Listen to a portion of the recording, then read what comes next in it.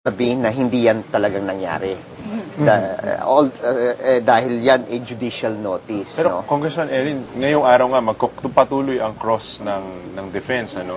At pwede ba nilang i-dispute ang public record, ang sinulat ng isang dissenter doon sa kaso? Alam mo, mahirapan sila eh.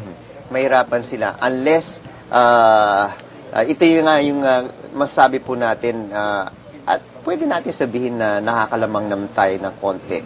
Dahil kung nalaman na magkakaroon ng ganung dissent, no? Ang isang maestrado, dapat nagkaroon rin ng, let's say, separate opinion yung mga maestrado tungkol doon. Pero dahil hindi nila akalain na ganun yung magiging explanation, no? Lalo na sa proseso na dinaanan ng pagboto, anything they do now would be water under the bridge, no? The only way to dispute that, I would think, is for one of the Supreme Court justices to testify in court. And I think right now, the Supreme Court justices are hesitant, no? Even Justice Sereno.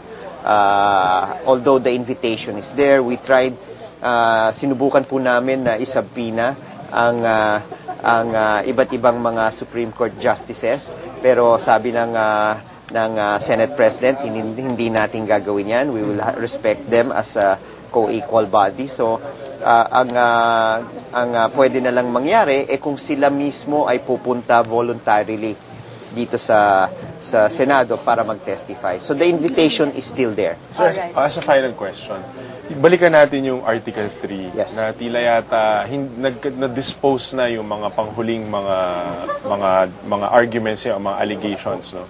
Tulad nga na hindi na pag-testify ni Lauro de Visconde, etc. Does this say na mahina yung kaso ninyo sa Article 3? Hindi.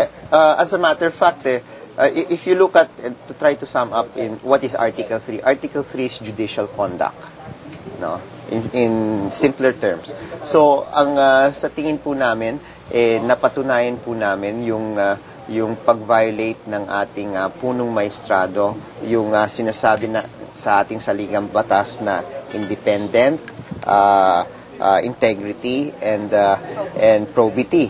No? Sayang nga, hindi nakapasok rin itong usapin tungkol sa platinum cards dahil that will still go through the heart of independence, probity, and integrity. Pero yun nga, sabi po ng ating Senate President nung Tuesday, hindi pwede. Pero kung mapapansin po ninyo, Gio and Cathy, kahapon, nung tumayo po si Senator Miriam, tinanong niya yung ano yung proffer of evidence. She read the rule, she asked the prosecutor, and she said, I agree. No, that is the best step that you can take. And then even the Senator Enrile mentioned before direct examination started, you can offer that, and then we will just take it into consideration when you formally offer the evidence. So yung akala po namin na thrown out na itong evidence na nakasara na yung bintana, may bintana pa rin nakabukas. Alright, maraming salamat po, Congressman Erin Tanyada. At Gio, mag-aalas 2 na po ng hapon, ilang sandali na lang ay inaasahan nating mag-uumpisa na naman ang panibagong araw ng trial. Inaantabayanan na lang po natin. O isang minuto na, makalipas ang alas 2 ng hapon, inaantabayanan na both ng prosecution and defense itong pagdating o pagpasok sa session hall nitong Senado ng mga senator judges para sa day 23 po ng paglilitis ni Chief Justice Renato Corona. Makikita natin na tila pagkatapos ng cross, babalikan yata sandali ang ang problema ukol doon sa mga bank accounts ulit ni Chief Justice at kung pag-uusapan pa rin yung AMLAC at kung si Congressman Banal ay papaupuin pa nila as to be questioned by the senator judges. Oo nga, Gio, matatandaan natin na ilang araw din, I think it was around 3 or 4 days na pinag-usapan itong kung saan ba talaga o inalam ng mga senator judges kung saan ba talaga nanggaling itong leakage dito katungkol dito sa mga bank documents na ito. Samantala, Gio, meron tayong panibagong set ng mga panauhin ngayong tanghali. Siya po ay former director ng Commission on Bar Discipline ng IBP, Attorney Alice Vidal. Magandang hapon po. Good afternoon, Cathy. Good afternoon, Gio. At kasama naman natin ang political analyst, Mr. Ramon Casiple. Magandang hapon po. Magandang hapon din. Okay. Mr. Casiple, ngayon pong araw na ito ay, or kahapon, nag-testify itong si Justice Secretary Laila de Lima patungkol dito sa TRO, tungkol sa pag-alis ni dating Pangulong Arroyo. Tapos ngayon pong araw na ito ay inarraign naman po itong si Ginang Arroyo. Ano pong masasabi nyo dito sa mga timing ng pangyayari? Well, may irony, no? Kasi yung the whole length ng impeachment, basically nag-focus lang talaga kay Chief Justice Corona. Starting yesterday, lumitaw na yung political context. Ito yung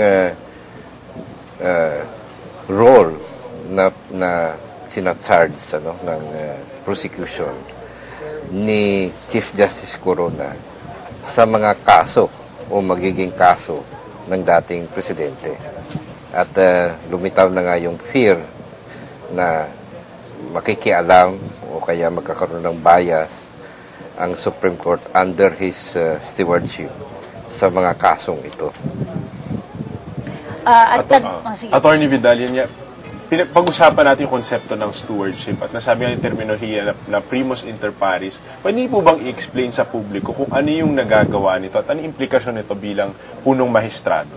Kung ikaw ay punong mahistrado, ang masasabi ko lang, ikaw yung the best among your peers. Parang primus inter pares ka nga, siguro naman, ibig sabihin, may konti ka ring weight sa mga kasama mo sa Supreme Court, si Chief.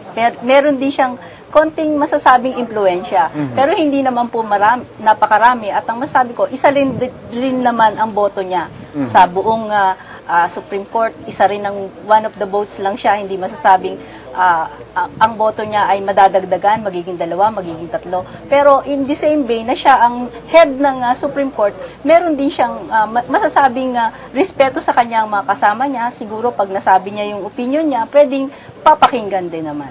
Yun nga po, Attorney Alice, no? Kasi sinasabi nila, meron po ba talagang power itong Chief Justice na impluensyahan ang boto ng mga kasamahan niya sa Korte Suprema? Ang masasabi ko lang, kapag ikaw ay naging justice na, siguro naman independent-minded ka na. Dahil hindi mo na naman kailangan ng Chief Justice upang para bakit ka pa magsisip-sip sa Chief Justice kung justice ka na? Ibig sabihin, parang meron silang mga independent votes na dito. Hindi na siguro kayang impluwensyahan sa stature nila ngayon. Kaya lang, meron sigurong mga ibang factors din na masasabi natin kung paano sila mai-impluwensyahan. At sana, ang iniisip namin dito ay sana sila ay maging independent-minded at base lamang sa ebidensya kung paano sila mag-desisyon. Pero hindi po ba na iba